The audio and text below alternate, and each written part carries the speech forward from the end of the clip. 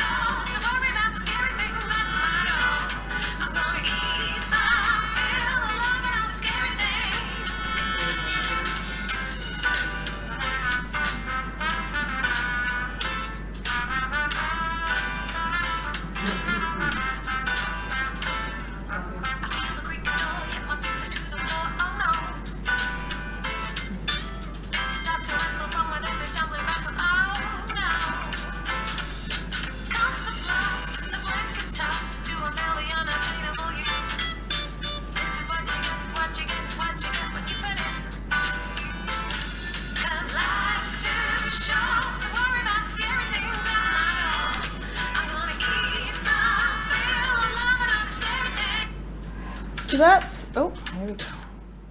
There we go. So that was the start of Breastival, and that was really why it started. Myself and Jenny met each other at a breastfeeding support group, and we thought, well, sure, we'll just do something. And we thought we'd start off a bit small.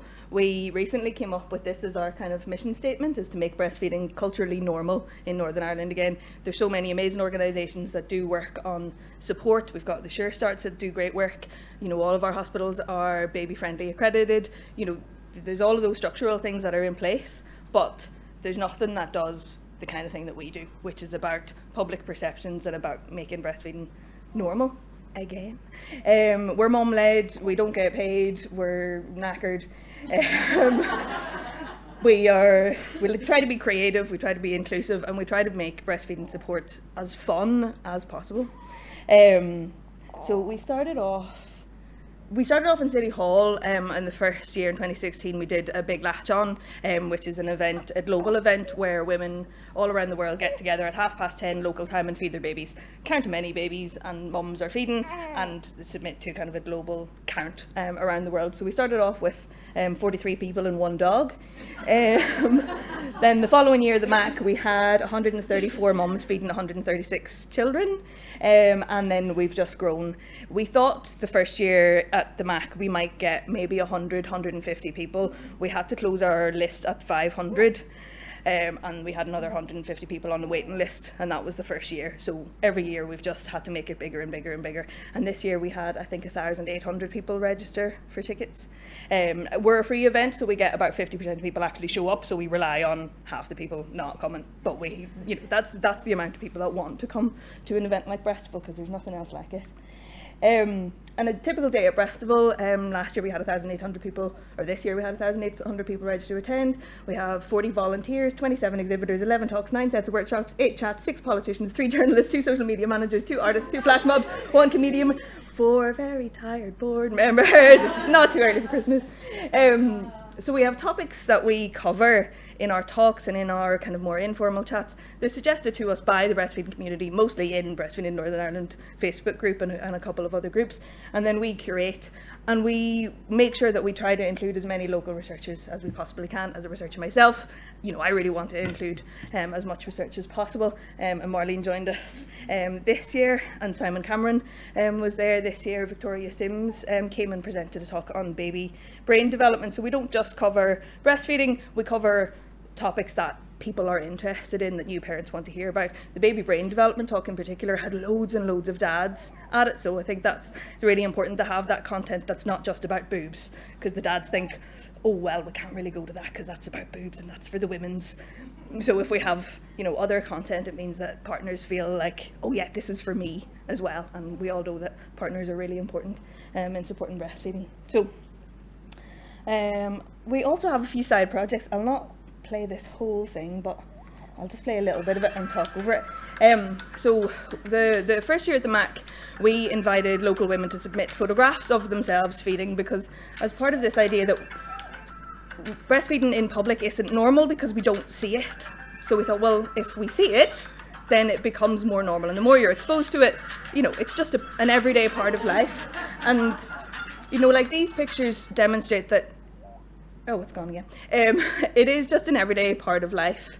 It's not like the images often that we see of women breastfeeding are these really idealised, wearing a white shirt on a white sofa, because what parent of a newborn has white ironed shirts?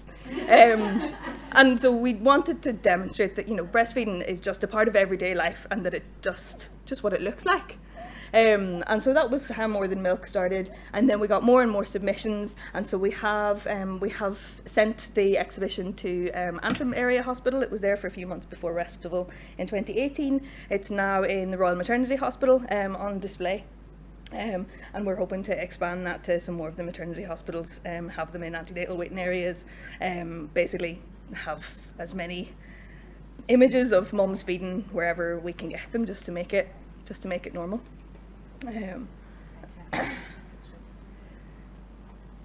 So as a piece of research, it would be really nice if somebody would like to evaluate the impact of that for us. We also that's okay, we can skip past that one. Okay. I know you're all dying to see it probably, but you can go to our website and see all our videos there. So the other thing that we've been doing, if we go here, so on the side I also set up this community of practice, and the idea behind that is that it's just an open forum for people who are interested in breastfeeding and breastfeeding research, but also activism, or lactivism as people sometimes like to say. And we've done a few different events, usually just when I can strong arm somebody into talking to us. And we've also acted as impact partner for a couple of research bids. So we're very open to doing that for any other researchers that are interested in working with an organisation that is of the community and for the community. So this one here is, we had Dr. Claire Patton, who spoke to us about breastfeeding from a human rights perspective. As a result of that talk, she's been invited to speak at the World Health Organization. So Nigel Rawlins happened to see that she was talking when we were posting about it on Twitter, and he contacted us and invited her to. So she's going over to speak to WHO, and the history of breastfeeding. That's a grant application that's been submitted, and we're waiting to hear back on that one from Dr. Niamh Cullen. So she spoke to us, and she found the experience really useful by coming to the community of practice, because it's researchers, but it's also mums, it's healthcare professionals, it's politicians, that she was able to get feedback on her grant proposal before she submitted it, and change things and move things around as a result of that feedback. So it's a kind of a positive environment, so that you get sort of a lot of different perspectives, not just kind of researchers talking to each other, which is what I mostly do in my job. We have also got another project called The Letdown, that's myself and Dr. Aoife McGrath. What we wanted to do was use an arts-based approach to communicate research about breastfeeding, because we know that, and from listening to just the end of Grania there, that breastfeeding is a very, very emotive topic, and sometimes it can be a very difficult topic to talk about without people becoming very defensive. And so what we wanted to do was be able to introduce the concept of breastfeeding and what the experience of breastfeeding is like for women, but strip away the narrative and strip away the words. So myself and Aoife worked together. I didn't do any of the dancing.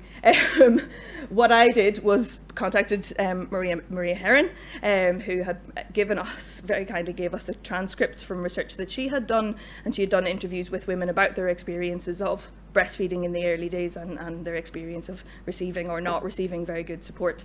And then two performers worked together, experienced performers, both with very different experiences of breastfeeding themselves as mothers, and came up with this performance piece. So it's a 20-minute piece. It's very difficult to describe what it is, but it allows the audience to connect with the experience of breastfeeding without feeling threatened. So you're not being told it's the best thing to do, or you're not being made to feel bad for either doing it or not doing it or whatever. It's just the piece is presented as is, and people can kind of come to it and take from it what they want.